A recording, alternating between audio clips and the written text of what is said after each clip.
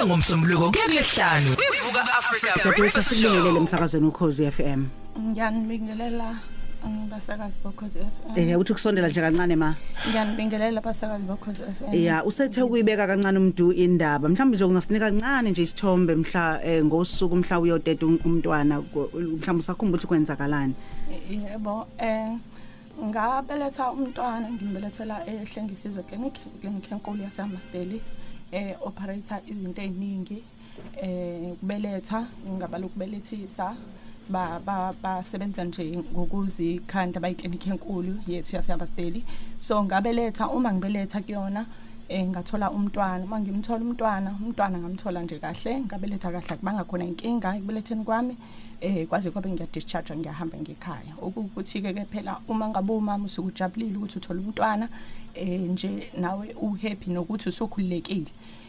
ngithe mangifika ke nomntwana ekhaya sahlala ngicabanga ukuthi kwadlula nje u2 days sambuka sinomama umntwana ukuthi ngeke lo mntwana lo akekho normal manje njengoba kade ngimbelethile futhi izinto eziningi azenzeki kuyena okunjengokuyikhulula nokuthi ke saba nalento ukuthi okusho ukuthi umntwana mhlambe usongelekile ngoba phela kuyenzeka mhlambe umntwana songeleke uma ngabe ezelwe so uma ngabe ke sengimthatha ngivuka ngakusasa umama ethi angiphuthume ngiye khona futhi eclinic eHlengisizwe bafika futhi eclinic eHlengisizwe bangishayela iambulance okuyila yangithatha ke khona iambulance yangisa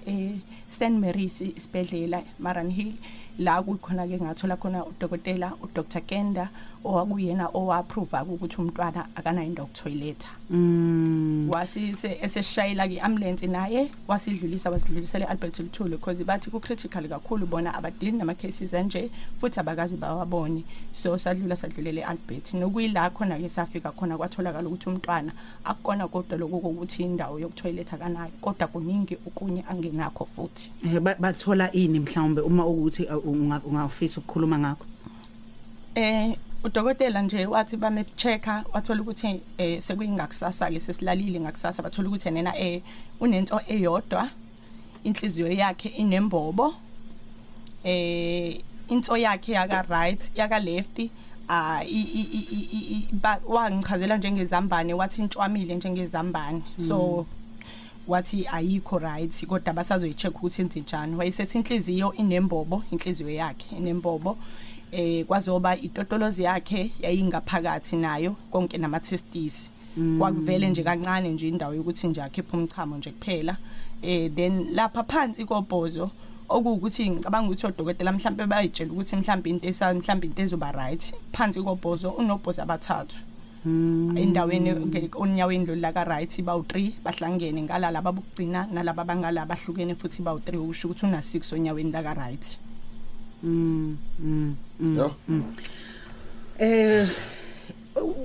mase kwenzeke konke lokho kwasekuthiwa kuzokwenziwani wena njengomzali nengane nesibedlela kwathiwa kusuka manje ke njengoba sesithole yonke lemphumela ikuphi okulandelayo babe sebemlungisa kumntwana eAlbert Luthuli angifuna ukuqamba manje isebenze kakhulu eAlbert Luthuli phezukwempilo yakhe nokuba uyaphila ngiyambonga uNkulunkulu ikakhulukazi ke ekhaya sinkonzo yamaNazaretha sikholelwa kakhulu eMnazaretheni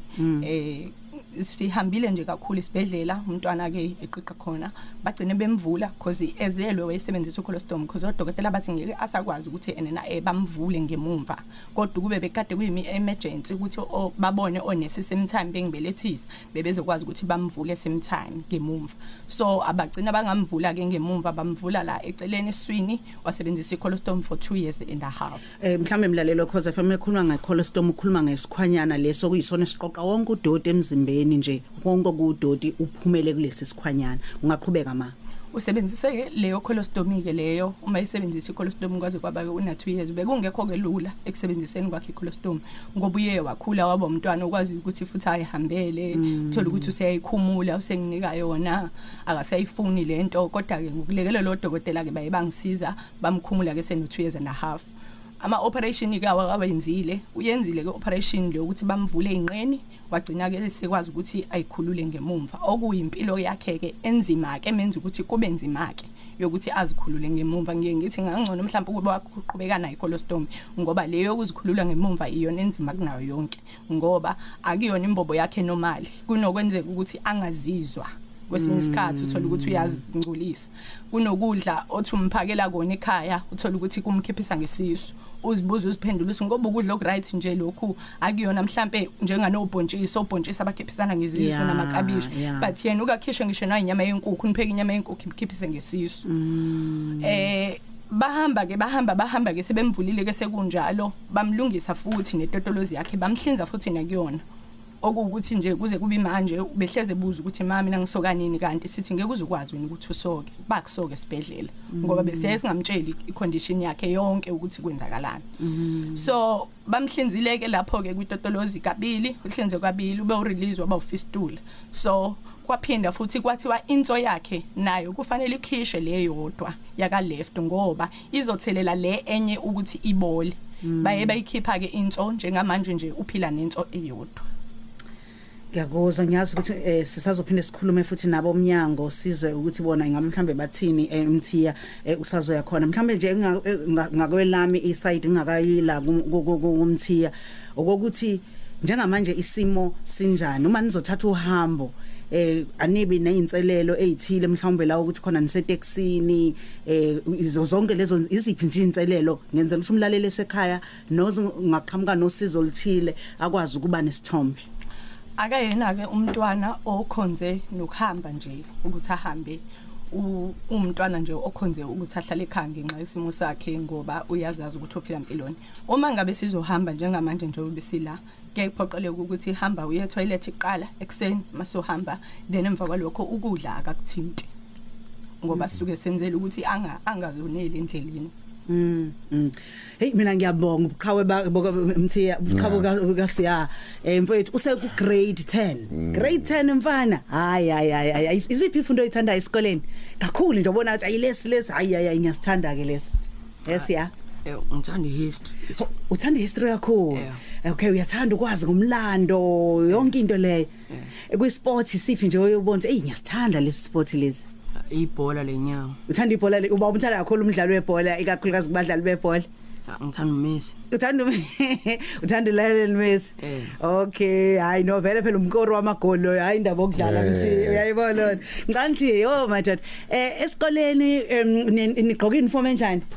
Inobu blue. Uyayithanda uniform yakhe esikoleni? Uhlelezi nje uyileyo nto nje uyapolisha kodwa hey phela noma ngikambe ngiyanaza nipolisha. Hayi cha ngiyapolisha. Uyapolisha. Okay Mthiya uyabona ukuthi insizwa nje eyakude kakhulu ngempilo futhi nje hayi konke lokho kuzodlula Mthiya. Kuzodlula kanjani? Uthanda iposition oyidlalayo lapha. Ngidlala isenta. Bakusaba. Isisu kanti hey uyafisa ukuthi uqhubeke udlala ibhola nje usuqedile. So nje uma kuthiwe uzuqedile iphi team la eMzansi ofisa uyidlalela? Orlando Pirates. Hey asinensika la ekhona. Hayi uyabona ibhaka leli. No man angazi ukuthi singathini kuwena kodwa uanti nomalume nabaleli bokhoze FM oqala nje bayakuthanda yazi. And futhi akulona iphutha lakho ukuthi kulesimo esinjengalesi ngiyazi ukuthi balalela abanye abadado nabanye abangafunda esikoleni sakho lento yokuthi bekufuna ukukuhleka ukuthi kwenzakalani isimo esinjengalesi oqala wofunda nje ukwazi ukuthi awunayo icontrol phekwa lento lena ayiyona into mhlawumbe engathi yenziwe uwe ozovuka kusasa uthi ngiyayishintsha yenzeke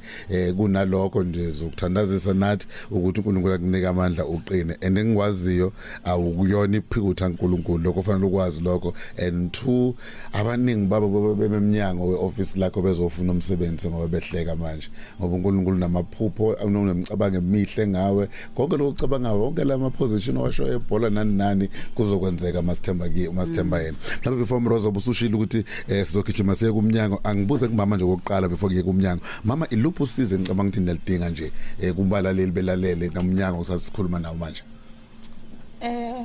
Umntwana wami umntwana osehlala ngokungaphili kahle. Inkinga inkulu engibhekene nayo ukuthi kunokwenzeka ukuthi uyavuka ngezinye insuku athi mama akuvumi ngenze lutho. Athi ngikhathele kuba ukuthi uyalala nje kanjalo mhlawumbe uthi uzophaphama mhlawumbe noma ngabothi wemi lokusile nje ulele. Enkulu kakhulu kunazo zonke inkinga nengihlukumezayo njengamanje ukuthi uzoba indoda enjani engakwazi ukuzizwa uma ngabe ikhulula. iyona nto engiphatha kabi kunazo zonke izinto eyikhona nokuthi ngiyafisa ukuthi odokotela baphinde balandelele ukuthi since ayenembobo enhliziyweni sekunjani manje ngoba lento yakhe yokukhathala angiyazi ukuthi iqhamukabi and okunye since umdlalo webhola uyalithanda kakhulu ibhola sport sebhola onganguba ngize ngicine ngimnqabela ngenxa ukuthi ukule condition yokuthi ayebholeni ngezinye izinsuku so ngiyacela nje ukuthi mhlambe laba abanamandla abazokwazi ukuthi balekelele isimoni sempilo yakhe ikakhulukazi ngikhalela impilo yakhe ukuthi aphile ngoba ngiyambona ukuthi umntwana ohlakaniphile futhi ngiyambona ukuthi umntwana engazuthi unekusasa eliqhakazile phezulu kwesimo akakusona. Okay bangivubela ngifuna ukugijima ngiya kumhlongo zobuya ngiliqedela udaba nawe ubaba nganophi ukhona ubaba wakhe usupportive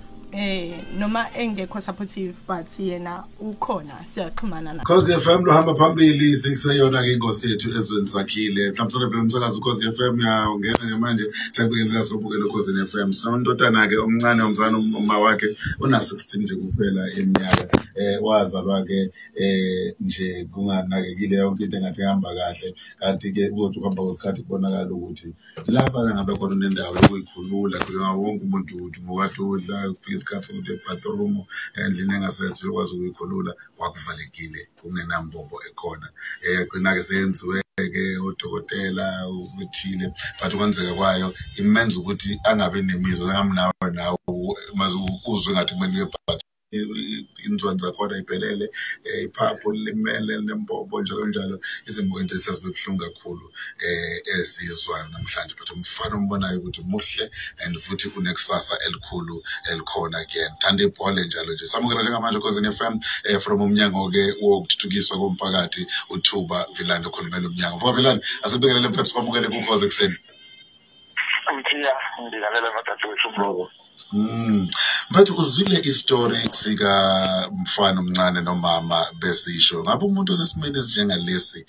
ufanelekile yini ukuthi sibe khona usiza litholayo likahulumeni because ngiyabona nanokudla upheka ichicken uthola ukishwa kwayo yona chicken leyo kahle umuntu nje ngathi case of emergency Mthiya mhlawumbe umuntu nje aqale abonge kumina emsakazweni ukhoze ukuthi nikwazi ukuthi nixhumane nabantu abakwazi ukushare istories zabo efana nalezi uma ngilalela udaba lwakhe ngiphatheke kabi kakhulu kuyazakala kodwa ukuthi engithandela ukuthi uzwakala ewumntwana onesibindi oyimisele ngokuqhubeka nempilo siyabonga nje nefamily yakhe umama kakhulukazi ukumsupporta baze babe laba bakhona manje ngoba kutshengisa ukuthi umama ngempela walisukumela udaba ukuze akwazi ukusizakala esasibe engikwenzile izolo mangiqala ngikhuluma ne-team sivumelene namhlanje somnyango wezokuthuthukiswa komphakathi under i-leadership of uMamomali Shina u-LC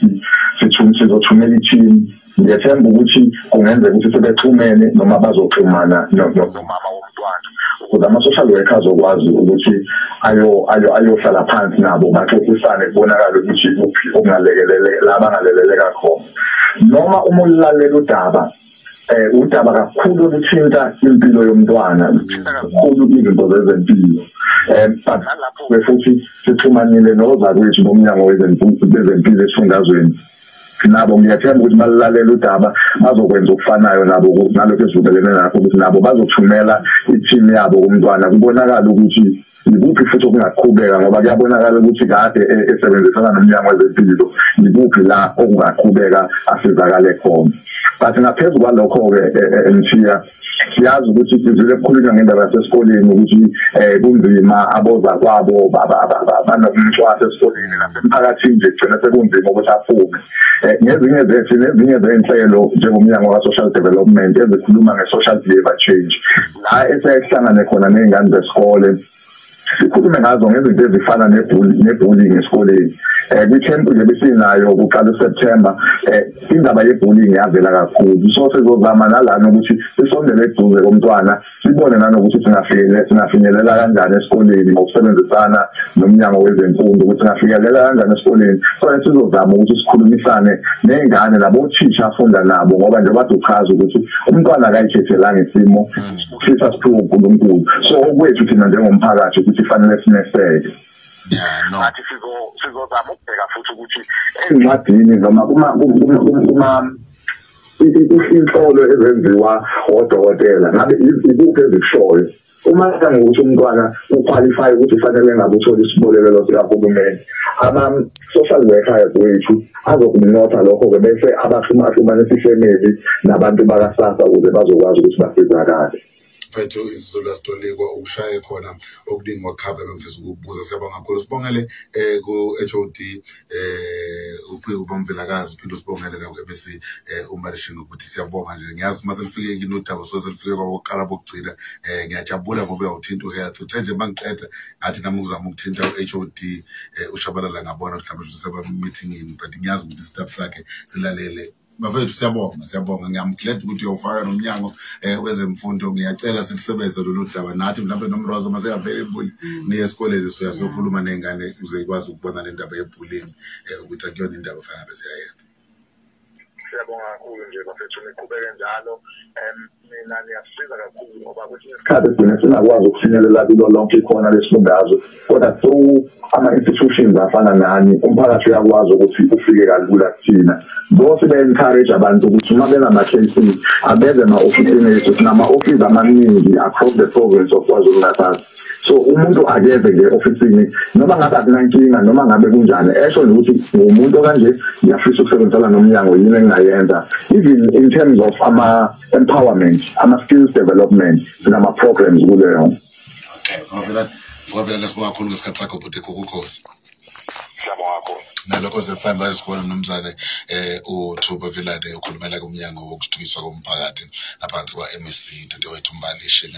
ngomjalo omunye umama futhi ukhuthele kakhulu ngiyazi ukuthi mase lifikile kuyena uzoliqhumela ne-HOD yakhe Mroza uma Mvilakazi sisebenza naye kakhulu ekusizeni abantu make waphuma udaba nje baxhuma bafode bethi kuphi aseligoqeni Mthiya mina njengokwami engingakusho singabazali sonke njengoba sila silalele futhi sonke singabazali nabantu abasha futhi balalele ngiyakholelwa ukuthi iNingizimu Afrika inongqondongqondo bodokotela ngokuhlukahlukana kwabo abahlengikazi abanakekela nje ezempilo kukhona okungenzeka ngiyazi ukuthi njengoba kukhona abalalele kumanje ngabohulumeni nakuma private hospitals khona bathi kule case ike yakhona icase ethayibe kanje kuphi noma kungasekulona lelizwe kodwa ike yabakhona ezweni lokuthi ngiyazi ukuthi lezo incitha buchopha mayihlangana kukhona into ezokwenzeka ngoba umfana lo njengoba esho ukuthi ngithanda ukudlala ibhola ngithanda uLionel Messi ngithanda ukuba se-center ethi kodwa mase ngiqedile ukufunda ngifisa ukuba ummeli ngelanga uzoba ummeli okwangempela futhi ngezandla zabantu baseNingizimu Afrika so mbona sethi silence in court all rise in court yayizwa lento le ngoba kuzokwenzeka kade simtshela namanje naye uyayikholelwa lento uthi hayi ngizoba ummeli ngempela sibonga kakhulu kuma ukuthi umfana umama kube uyena uma wakho ongakudela ongakulahli ohamba nawe nje lolu hambo abazali abaningi babuye babashiya abantwana ubone semshiya ko social development usemshiya phansi kwama bridge kuphi uyabaleka ubalekela isimo kodwa umama unawe uyakuthanda kakhulu siyakubongela wesiyanga lokho yezwa siyakubongela manje uzoba umele nomalume usigqemeza uma semiswa amaphoyisa sethi amathikiti uthanda uzongikhipha mina uzomkhipha sangugogo lapho ugogo uMrozoni sihosha sesithi mina mntana mangazi no phezipela yelo kodwa nenzani idlalela ngesalukwazi hamba gogo awunacala angithi uzosho njani hawu kazophela ukuthi umngani wami mama unabanye abantwana Yebo bakhona abanye abantwana. Bangaki sebebonke? uNkulunkulu wangibusisa njengabantwana abayisithupha. Okay, amantombazana abafana? Amantombazana awu3 nabafana abathathu. Abafana bathathu. Ungogcina ungaphakathi nendawo. Number 3. Number 3. Hawu bakithi siyabonga kakhulu. No siyabonga lokho sinithinta ke kodwa nginento nje ekhona nje isho nje kafushane sengenza nomlaleli olalele ngithi ukubhala kwaJohn isa chapter 9 lithi iBhayibheli uJesu wathi mayifika abafundi bakhe bebona indoda yayingaboni izalwe ingaboni emehlweni kusukela ekuzaleni kwawo babuza bathi rabbi mfundisi kungani lo ubani owonile ukuthi lo uzalwe empompothe na abazali bakhe noma uyena Jesu waphendula ngendlela emangalazayo ukuthi akuyena akubona abazali bakhe kodwa lokhu kwenziwe ukuze kutholakale iglory noma inkazimulo kudunyiswe igama likaNkulunkulu kudunyiswe igama likaNkulunkulu lesikhathi siyafika zenze uzoyibuza mama ukuthi mina nengonile kuwe uNkulunkulu nomfana ebuza ukuthi mina nengonile ngizalwe ngingaboni ngizalwe nginje athi no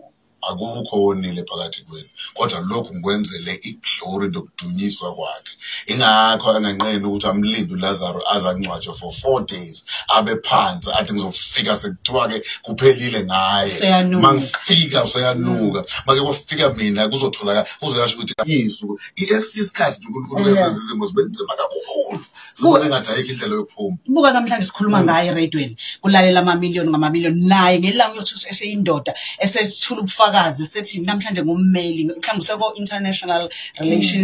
relations usekhuluma useko UN ukuphi asho ukuthi usemmele amalungelo alabo abanye abasadlula kulesimo sethi hayibo kunezimo ezizibe kanje uyazi ke kube nezinkinga enje kuze kuxabana umndeni kuthi umama khona into ayenza siqalekiso ukhondolo zonke lezo zinto khona into ayenza ubaba kusho khona into eyishawo zonke lezo zinto ayikho into yobe sekhuluma ngelanga kuma platforms akwi global stage ingakho sithi siyakholwa ukuthi khona into ekhona ngawe mfethu ukuthi angithi mfowethu njengamanje yaza ukuthi angithi awubaba ngani bakho ubakhonzela esikoleni nomemu nesikole sakho ngizokhonza obangani bami baseza bangasekhaya yebo Busani kanye noLuyanda esikoleni ngizokhonza uMemgiba okay konje isikole sakho ufunda eThandaza High School eThandaza High School okay hayi siyabonga kakhulu na kwi-school governing board nje siyabonga ngiyazi ukuthi umthwalo wabo wonke lo abazali omakhelwane ibandla lamaNazaretha na wonke kamanye amabandla okay siyabonga ma uqine nto ngibonga kakhulu nami leli thuba namhlanje ngibonga bonke abasakazi ngiphinde ngibonge kuBhuti Mdu Mr Mkhwanazi ithuleleni inhlangano yakhe yonke ukusebenza kanzima nokuzikhandla bengalali besiza thina esinenkinga ezicashile engavelile kepha namhlanje ngiyabonga ngithi uNkulunkulu abe nani nonke.